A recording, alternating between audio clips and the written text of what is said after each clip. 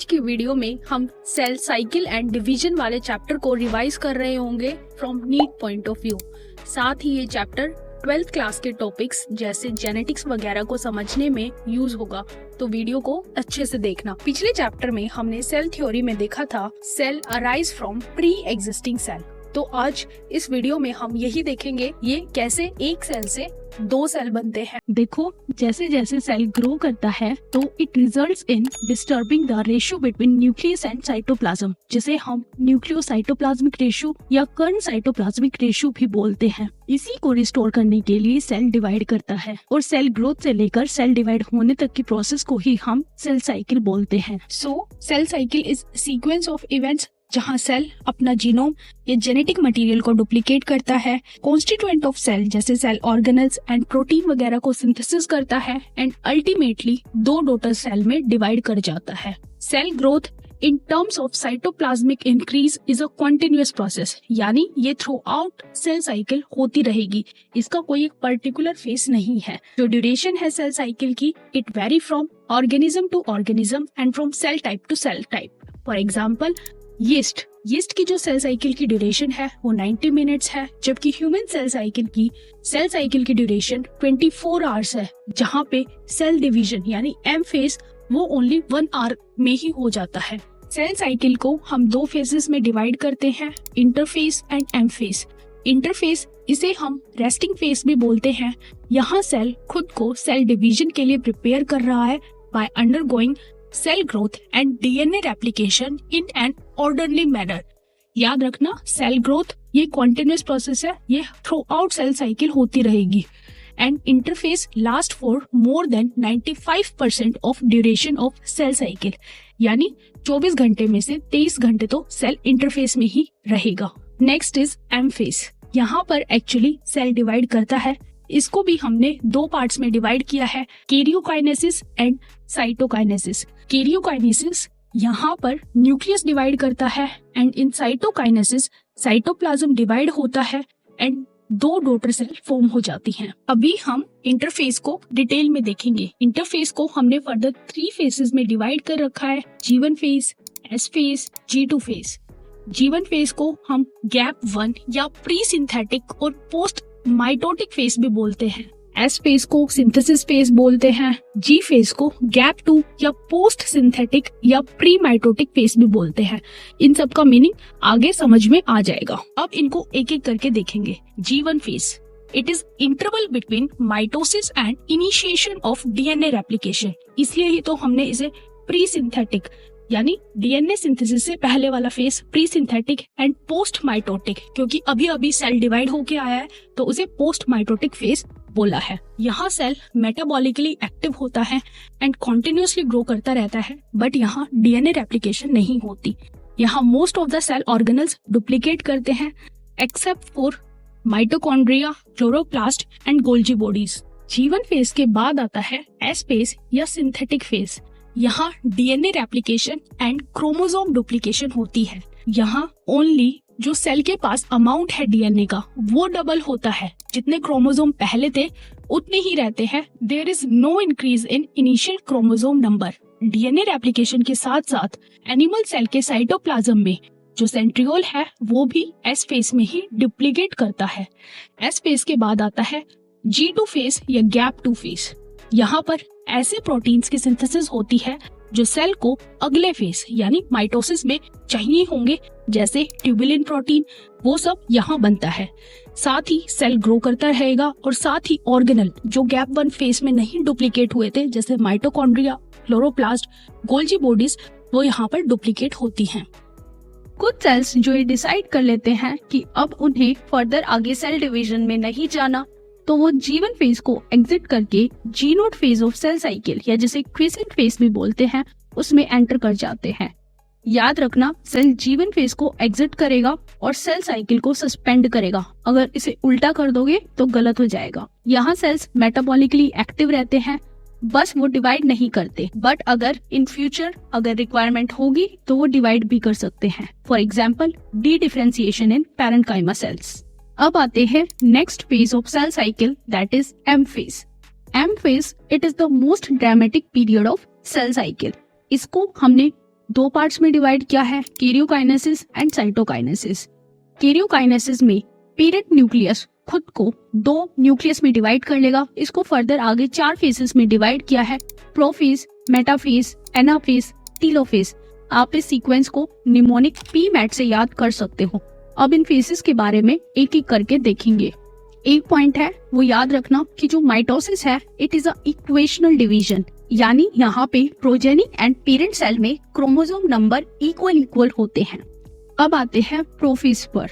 It is the first phase of karyokinesis. Prophase को हमने 2 phases में डिवाइड किया है, early prophase and let prophase. Early prophase में मेनली 2 काम होते हैं। First one is condensation of genetic material. Interphase तक जेनेटिक मटेरियल क्रोमैटिक फाइबर्स की फॉर्म में रहता है जो कि आपस में उलझा हुआ होता है। प्रोफेज में ही वो अनटेंगल्ड होके उसकी कंडेंसेशन स्टार्ट होगी और वो क्रोमोसोम बनाएगा विद 2 सिस्टर क्रोमैटिड्स। और दूसरा काम जो होता है इन एनिमल सेल्स, जो सेंट्रोसोम हमारा एस फेज में डुप्लीकेट हो चुका था वो टुवर्ड्स अपोजिट पोल मूव करना स्टार्ट कर देता है। लेट प्रोफेज में सेल ऑर्गेनल्स जैसे Golgi bodies, endoplasmic reticulum, nucleolus और जो न्यूक्लियर एनवेलप है ये सब कंप्लीटली डिसअपियर हो जाते हैं। So completion of prophase is marked by number 1 chromatid condenses to form compact mitotic chromosomes and second हर सेंट्रोसोम अपोजिट पोल पर पहुंच जाएगा and it radiates out microtubules जिसे हम एस्ट्रल रेज भी बोलते हैं। एक सेंट्रोसोम प्लस उसकी एस्ट्रल रेज को हम एस्टर बोलते हैं। तो टोटल हमारे पास 2 एस्टर हुए जिसमें सेंट्रोसोम और एस्ट्रल रेज आती है अलोंग विद स्पिंडल फाइबर्स। इन सबको हम माइटोटिक एपेरेटस बोलते हैं। डायग्राम में देखो सब क्लियर हो जाएगा। आते हैं नेक्स्ट फेज पर, दैट इज मेटाफेज। यहाँ तक जो न्यूक्लियर मेम्ब्रेन है वो कम्प्लीटली डिसइंटीग्रेट हो चुकी होती है। So the complete disintegration of nuclear membrane marks the start of metaphase.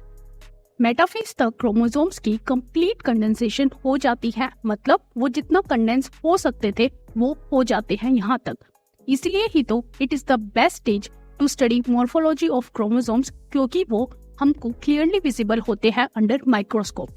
यहाँ पर जितने भी क्रोमोसोम्स होते हैं हर क्रोमोसोम के पास 2 सिस्टर क्रोमैटिड्स होती हैं जो कि आपस में सेंट्रोमियर से अटैच होती हैं और हर सेंट्रोमियर के पास दोनों तरफ एक एक डिस्क शेप प्रोटीनेशियस स्ट्रक्चर जिसे काइनेटोकोर बोलते हैं वो प्रेजेंट होता है। यानी मेटाफेज पर जितने भी क्रोमोसोम्स होंगे हर क्रोमोसोम के पास 2 सिस्टर क्रोमैटिड्स, 1 सेंट्रोमियर और 2 काइनेटोकोर होंगे। मेटाफेज में जितने भी क्रोमोसोम्स हैं, फॉर एग्जांपल ह्यूमंस में 46 क्रोमोसोम्स, वो सारे के सारे इक्वेटर पर आ जाते हैं जिसे हम बोलते हैं कि क्रोमोसोम मेटाफिजिक प्लेट पर अलाइन हो गए हैं। ठीक है, तो जो प्लेट बनती है that is called metaphysic plate. और जो स्पिंडल फाइबर्स है वो पोल से आकर खुद को क्रोमोसोम की एक सिस्टर क्रोमैटिड के काइनेटोकोर से खुद को अटैच कर लेती है और अपोजिट पोल से स्पिंडल फाइबर्स अपने आप को दूसरी सिस्टर क्रोमैटिड्स के काइनेटोकोर से खुद को अटैच कर लेते हैं। एक क्रोमोसोम 2 स्पिंडल फाइबर से अटैच्ड है, एक ऊपर वाले पोल से और एक नीचे वाले पोल से। डायग्राम में देखो सब क्लियर हो जाएगा। मेटाफेज के बाद आता है एनाफेज। एनाफेज में जो स्पिंडल फाइबर्स क्रोमोसोम से अटैच थी वो शॉर्टन होने लगती है, जिससे क्रोमोसोम पर ऊपर और नीचे दोनों साइड से प्रेशर पड़ता है। इमेजिन करो तुम्हारे पास एक बॉल है जिसको तुमने ऊपर की साइड से और नीचे की साइड से रस्सियों से बांध दिया है। जब तुम ऊपर वाली और नीचे वाली रस्सी को खींचोगे तो बॉल बीच में से फट जाएगी। बिल्कुल ऐसा ही यहाँ पे होता है। जो स्पिंडल फाइबर्स हैं वो शॉर्टन हो रही हैं, जिसके कारण से जो सेंट्रोमियर है वो बीच से स्प्लिट हो जाएगा और जो सिस्टर क्रोमैटिड्स हैं वो आपस में सेपरेट हो जाएंगी। और जो ये सिस्टर क्रोमैटिड्स सेपरेट हुई हैं ये ऊपर की तरफ मूव करने लग जाती हैं। अगर ह्यूमन सेल्स की बात करें तो 46 क्रोमैटिड्स ऊपर की तरफ जाएंगे एंड 46 क्रोमैटिड्स नीचे की तरफ जाएंगे, नीचे वाले पॉल पर। और इन्हीं क्रोमैटिड्स को हम फ्यूचर डॉटर क्रोमोसोम्स बोलते हैं, क्योंकि जब ये सेल डिवाइड करेगा तो एक सेल में जो ऊपर की तरफ 46 क्रोमैटिड्स गई हैं वो जाएंगी और दूसरे सेल में जो नीचे की तरफ 46 क्रोमैटिड्स गई हैं वो जाएंगी और वो नए सेल के एज अ क्रोमोसोम एक्ट करेंगी। और जैसा तुम डायग्राम में देख रहे हो, जब क्रोमैटिड्स अपोजिट पोल की तरफ मूव करेंगे तो centromere remain directed towards pole, यानी सेंट्रोमियर पोल की तरफ रहेगा एंड आर्म्स ट्रेलिंग बिहाइंड। इससे we get different shapes of chromosomes, जैसे आई शेप, एल शेप। ये सब अब हमारे सिलेबस में नहीं है, तो ये सब याद नहीं करना है। अब इसके बाद आता है last phase of karyokinesis, that is telophase. ये बिल्कुल अपोजिट है प्रोफेज का। यहाँ पर जो क्रोमोसोम्स अपोजिट पोल पर मूव कर गए थे, they started to lose their individuality, यानी वो डिकंडेंस होने लग जाते हैं। जो न्यूक्लियर एनवेलप प्रोफेज में डिसअपियर हुआ था, वो यहाँ अपीयर होगा। जो 2 क्लस्टर्स बने हैं क्रोमोसोम्स के अपोजिट पोल पर, उनके चारों तरफ nucleolus, Golgi bodies, endoplasmic reticulum, ये भी यहाँ पे रिफॉर्म हो जाएंगे। यानी यहाँ एक सेल के अंदर 2 न्यूक्लियस बन गए हैं अपोजिट पोल्स पर। अब बस साइटोप्लाज्म को डिवाइड करना है ताकि हमारे पास 2 डॉटर सेल्स आ जाए। वो अब हम नेक्स्ट फेज यानी साइटोकाइनेसिस में देखेंगे कैसे साइटोप्लाज्म डिवाइड होता है। Cytokinesis animal cell and plant cell में अलग अलग तरीके से होती है। एनिमल सेल में प्लाज्मा मेम्ब्रेन में एक फरो फॉर्म होती है जो इनवर्टली ग्रो करके सेल को 2 पार्ट्स में डिवाइड कर देती है। यहाँ प्लाज्मा मेम्ब्रेन बाहर से अंदर की तरफ ग्रो कर रही है, तो हम बोल सकते हैं कि वो सेंट्रीपीटली ग्रो कर रही है। अगर प्लांट सेल की बात करें तो यहाँ cytokinesis is achieved by cell wall formation. यहाँ सेल के सेंटर में गोल्जी बॉडीज इकट्ठा हो जाती हैं एंड वो फ्रेगमोप्लास्ट फॉर्म करती हैं, जो सेल प्लेट बनाता है।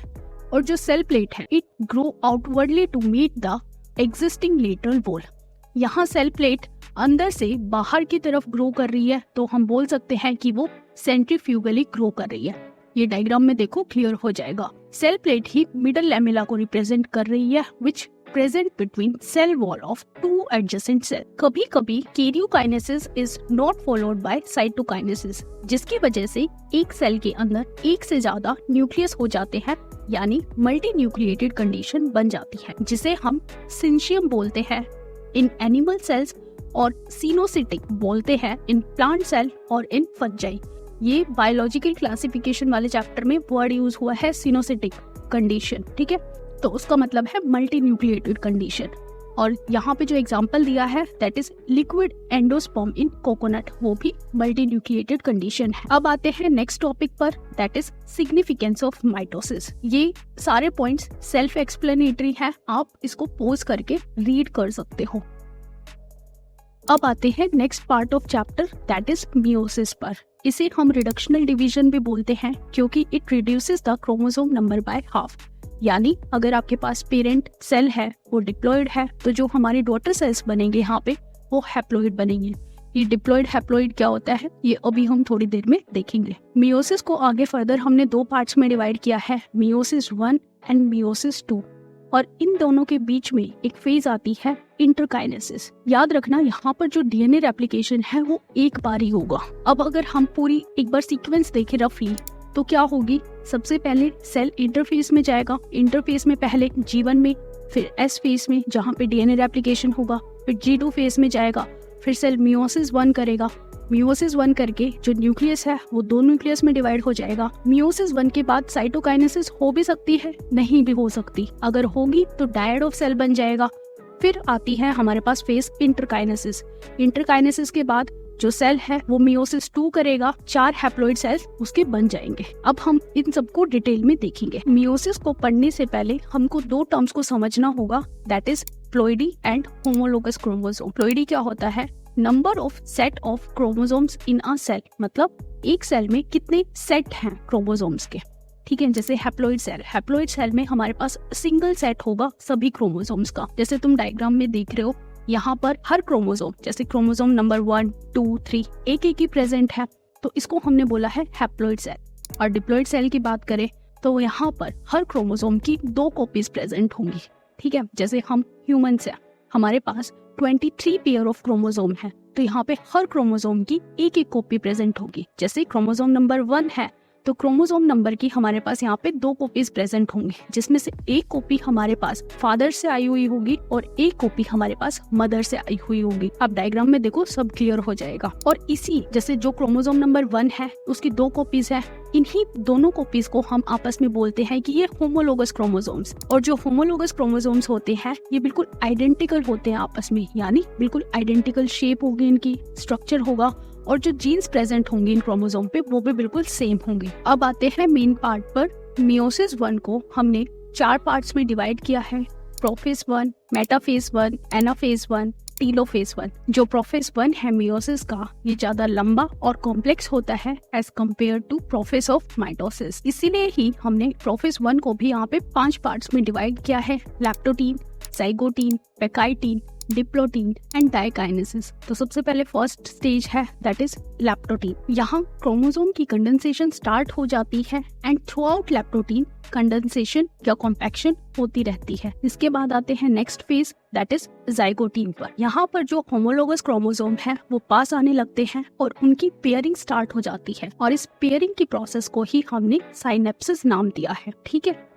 और इनके बीच में साइनेप्टोनिमल कॉम्प्लेक्स फॉर्म हो जाता है। इस पूरे स्ट्रक्चर को जो पेयरिंग ऑफ होमोलोगस क्रोमोसोम के कारण बना है, इसे हम बाइवेलेंट या टेट्राड बोलते हैं। बाइवेलेंट हम इसे इसलिए बोलते हैं क्योंकि इसमें 2 होमोलोगस क्रोमोसोम्स हैं, और टेट्राड इसलिए बोलते हैं क्योंकि यहाँ पे 4 क्रोमेटिड्स हैं। तुम डायग्राम में देखो, क्लियर हो जाएगा। जो जाइगोटीन एंड लैक्टोटीन है, they are short lived as compare to next phase that is pachytene. तो जो पेकाइटीन है ये थर्ड फेज है प्रोफेज 1 का। यहाँ पर जो 4 क्रोमेटिड्स हैं बाइवेलेंट के, वो बिल्कुल क्लियरली विजिबल होने लगते हैं एज टेट्राड्स। जो बाइवेलेंट है उसकी फॉर्मेशन एक्चुअली जाइगोटीन में हो गई थी, बट यहाँ पर पेकाइटीन में ही वो क्लियरली विजिबल होता है। यहाँ पे रिकॉम्बिनेशन नोड्यूल बनता है बिटवीन नॉन सिस्टर क्रोमेटिड्स, जहाँ पे क्रॉसिंग ओवर होनी होती है। क्रॉसिंग ओवर क्या है? It is the exchange of genetic material between 2 homologous chromosomes. जैसा तुम डायग्राम में देख रहे हो, यहाँ पे जो दोनों नॉन सिस्टर क्रोमेटिड्स है उनके पार्ट एक्सचेंज हुए हैं, इसी को हमने क्रॉसिंग ओवर बोला है कि जो जेनेटिक मटेरियल है वो एक्सचेंज हो गया बिटवीन 2 होमोलोगस क्रोमोसोम। और जो ये क्रॉसिंग ओवर है ये एक एंजाइम मीडिएटेड प्रोसेस है, और जो एंजाइम यूज होता है वो है रिकॉम्बिनेस। और जो रिकॉम्बिनेशन या क्रॉसिंग ओवर है is completed by the end of pachytene. अब आते हैं नेक्स्ट पेज पर, that is diplotin. Beginning of diplotin is recognized by dissolution of synaptonymal complex. यानी यहाँ पे जो synaptonymal complex बना था वो डिसॉल्व होने लगता है, जिससे जो होमोलोगस क्रोमोसोम क्रॉसिंग ओवर के लिए पास आए थे एक दूसरे के, अब वो एक दूसरे से दूर होने लगते हैं। पर अभी भी वो एक पॉइंट पर आपस में जुड़े हुए होते हैं जहाँ पे क्रॉसिंग ओवर हुई थी। यानी जहाँ पे क्रॉसिंग ओवर हुई थी अभी भी वो उस पॉइंट पर जुड़े हुए रहते हैं, जिससे होता ये है, जैसा तुम डायग्राम में देख रहे हो, कि एक एक्स शेप स्ट्रक्चर जिसे हम काइजमेटा बोलते हैं वो फॉर्म हो जाता है। So the formation of chiasmata take place in diplotene. और कुछ वर्टिब्रेट्स की ओसाइट्स यानी ऐसे सेल्स जो फ्यूचर में एग या ओवम को प्रोड्यूस करेंगे, वो डिप्लोटीन में अरेस्ट हो जाते हैं फॉर मंथ्स एंड ईयर्स। इसी अरेस्टेड डिप्लोटीन को हम डिक्ट्योटीन बोलते हैं। अब आते हैं last phase of prophase 1 that is diakinesis. इस स्टेज तक क्रोमोसोम फुली कंडेंस हो चुके होते हैं। एक्चुअली कंडेंसेशन जो हमारी स्टार्ट हुई थी वो लैक्टोटीन में हुई थी, बट कंप्लीट हमारी डायकाइनेसिस में होती है, और मियोटिक स्पिंडल्स हमारे फॉर्म होने लग जाते हैं, क्योंकि अब हमको अगले फेसेस में जो होमोलोगस क्रोमोसोम्स हैं उनको अलग करना है। डायकाइनेसिस में ही टर्मिनलाइजेशन ऑफ काइजमेटा भी होगा, यानी जो एक्स शेप स्ट्रक्चर पिछली स्टेज में फॉर्म हुआ था अब वो डिसलोकेट होना स्टार्ट हो जाएगा। वो डिसलोकेट होके बिल्कुल एंड पर आ जाएगा, यानी जो क्रोमोसोम्स हैं वो अब बिल्कुल अलग हो चुके हैं, बस बिल्कुल टिप से ही वो अटैच्ड है। And bye the end of diakinesis nucleolus disappear हो जाएगा, जो न्यूक्लियर मेम्ब्रेन है वो भी डिसइंटीग्रेट कर जाएगी, and it represent the transition to metaphase. यानी डायकाइनेसिस रिप्रेजेंट कर रहा है कि सेल प्रोफेज से मेटाफेज की तरफ जा रहे हैं। अब आते हैं मेटाफेज 1 पर। यहाँ पर जो बाइवेलेंट क्रोमोसोम्स है वो खुद को इक्वेटोरियल प्लेट पर अलाइन कर लेते हैं। अब की बार 2 मेटाफेजिक प्लेट बनेंगी, क्योंकि अभी भी जो होमोलोगस क्रोमोसोम है वो टिप से अटैच्ड है, यानी वो साथ साथ इक्वेटर प्लेट पर आएंगे। जैसे अगर आप ह्यूमन सेल की बात करो तो 23 क्रोमोसोम ऊपर वाली प्लेट पर और 23 क्रोमोसोम नीचे वाली प्लेट पर।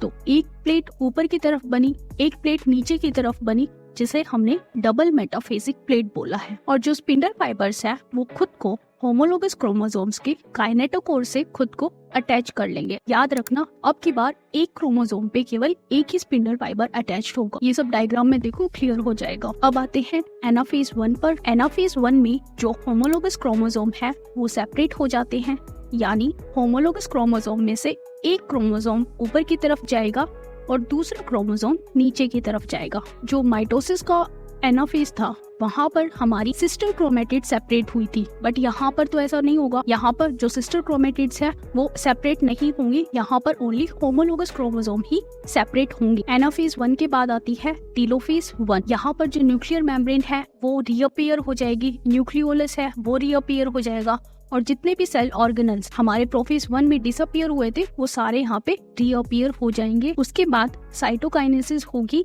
एंड पेरेंट सेल 2 सेल में डिवाइड हो जाएगा, जिसे हम बोलेंगे डायड ऑफ सेल। अब यहाँ पर जो 2 सेल बने हैं उन सब के पास एक एक सेट गया है क्रोमोसोम्स का, यानी 23 क्रोमोसोम एक सेल में गए हैं एंड 23 क्रोमोसोम दूसरे सेल में गए हैं। तो जो पेरेंट सेल हमारे पास डिप्लॉइड था उससे हमारे पास हैप्लॉइड डॉटर सेल्स बन चुके हैं, जिन्हें हमने डायड ऑफ सेल बोला है। इसके बाद दोनों सेल एक फेज में जाएंगे जिसे हम इंटरकाइनेसिस बोलते हैं। So interkinesis it is the stage between 2 meiotic divisions. ये शॉर्ट लिव्ड होती है और यहाँ पर कोई भी डीएनए रेप्लिकेशन नहीं होती। इसके बाद आती है मियोसिस 2। ये बिल्कुल माइटोसिस की तरह चलेगी, इसीलिए मियोसिस 2 को हम इक्वेशनल डिवीजन भी बोलते हैं। याद रखना, मियोसिस 1 जो थी वो हमारी रिडक्शनल डिवीजन थी और जो मियोसिस 2 होगी ये इक्वेशनल डिवीजन होगी। इसको भी 4 पार्ट्स में डिवाइड किया है, प्रोफेज 2, मेटाफेज 2, एनाफेज 2, टेलोफेज 2, जिसमें सबसे पहले आएगा प्रोफेज 2। ये बिल्कुल साइटोकाइनेसिस के बाद स्टार्ट हो जाता है। यहाँ पर भी वो सब होगा जो प्रोफेज में हुआ था, यानी क्रोमोसोम्स कॉम्पैक्ट होना स्टार्ट हो जाएंगे, न्यूक्लियर मेम्ब्रेन, न्यूक्लियोलस ये सब डिसअपीयर हो जाएंगे towards the end of prophase 2। Prophase 2 के बाद आती है मेटाफेज 2। यहाँ पर 23 के 23 क्रोमोसोम्स खुद को इक्वेटर पर अलाइन कर लेंगे एंड स्पिंडल फाइबर्स आके सिस्टर क्रोमेटिड्स के काइनेटोकोर से खुद को अटैच कर लेती हैं फ्रॉम बोथ पोल। इसके बाद आएगी एनाफेज 2। यहाँ पर भी स्पिंडल फाइबर्स शॉर्टन होने लगेंगी, जिसकी वजह से दोनों तरफ से प्रेशर पड़ेगा और जो सेंट्रोमियर है वो बीच से स्प्लिट हो जाएगा और जो सिस्टर क्रोमेटिड्स हैं वो सेपरेट हो जाएंगी और अपोजिट पोल्स की तरफ चली जाएंगी। फिर उसके बाद आएगी टेलोफेज 2, जहाँ पर क्रोमेटिड्स अपोजिट पोल पर पहुंच चुके होंगे और वो डीकंडेंस होना स्टार्ट हो जाएंगे और जो न्यूक्लियोलस है, न्यूक्लियर मेम्ब्रेन है, वो फिर से रीअपीयर हो जाएगी और इसी के साथ जो मियोसिस 2 है वो एंड हो जाएगी। इसके बाद साइटोकाइनेसिस होगी, जिससे हमें टेट्राड ऑफ सेल मिल जाएगा। अब हमारे पास 2 सेल्स थी तो दोनों सेल में साइटोकाइनेसिस होगी, तो लास्ट में हमारे पास 4 हैप्लॉइड सेल्स बनेंगे, जिसे हम टेट्राड ऑफ सेल भी बोलते हैं। यहाँ पर जो चारों के चारों सेल्स हैं वहाँ पे 23 क्रोमोसोम्स होंगे, बट सिंगल क्रोमेटिड्स वाले। ये इंपॉर्टेंट पॉइंट है कि यहाँ पे सिंगल क्रोमेटिड्स वाले क्रोमोसोम्स होंगे। इसके बाद आते हैं लास्ट टॉपिक पे, that is significance of meiosis. जो मियोसिस है वो हमारे जर्म सेल के अंदर होगी, यानी जो गैमेट है वो मियोसिस से बनेंगे और हम जैसा जानते हैं कि जो गैमेट होते हैं वो हैप्लॉइड होते हैं। तो meiosis ensures production of haploid phase in life cycle of sexually reproducing organism. और जब ये गैमेट फ्यूज करेंगे, one from mother side and one from father side, तो जो जाइगोट है वो डिप्लॉइड बनेगा, यानी फर्टिलाइजेशन रिस्टोर डिप्लॉइड फेज। जो मियोसिस है वो स्पीशीज में क्रोमोसोम नंबर को कंजर्व करके रखता है अक्रॉस जनरेशंस। इसको समझो जैसे हम हैं, हमारे पास हर सेल में 46 क्रोमोसोम्स हैं और अगर हमारे जो गैमीट है वो माइटोसिस से बन रहे होते तो हमारे गैमीट्स में भी 46 क्रोमोसोम होते और जब जाइगोट बनता तो हमारे पास 92 क्रोमोसोम्स हो जाते और ये साइकिल कंटिन्यू रहती, जिससे हर जनरेशन में जो क्रोमोसोम नंबर है वो इंक्रीज होता रहता। अब मियोसिस से क्या हुआ है कि जो गैमीट है उसमें 23 क्रोमोसोम बने और जब वो गैमीट फ्यूज करेंगे तो दोबारा से हमारे पास 46 क्रोमोसोम्स ही आ गए। तो मियोसिस ने क्या किया, it conserve the chromosome number across generations. और जो लास्ट सिग्निफिकेंस है मियोसिस की वो है कि ये it brings genetic variability in population, जो कि इवोल्यूशन के लिए इम्पोर्टेंट होती है। ये कैसे लाती है जेनेटिक वेरिएशन, क्योंकि यहाँ पे क्रॉसिंग ओवर होती है जिसमें जो जेनेटिक मटेरियल है वो एक्सचेंज होता है between non sister chromatids of homologous chromosomes. So that is from my side. ये कुछ PYQs हैं, तुम इनको सॉल्व करके इनका आंसर कमेंट सेक्शन में कर सकते हो। Thank you and please also subscribe to my channel.